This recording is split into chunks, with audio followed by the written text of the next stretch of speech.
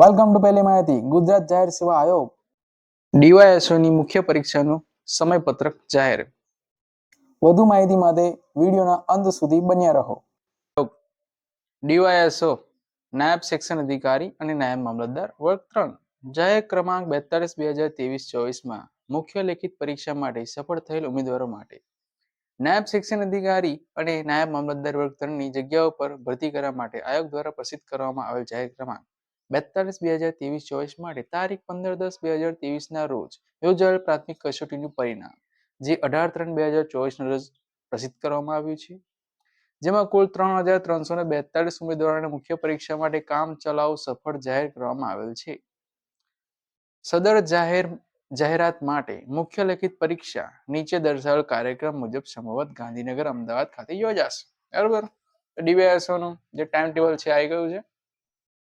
પરીક્ષા ચાલુ થાય છે 23/7/2024 થી. સળંગ 4 પેપર છે 23, 24, 25 અને 26, જેનો સમય છે 3 થી 6, જેમાં 4 પેપર છે. પહેલું છે ગુજરાતી ભાષા, બીજું છે અંગ્રેજી ભાષા, ત્રીજું છે સામાન્ય અભ્યાસ 1, ચોથું છે સામાન્ય અભ્યાસ 2.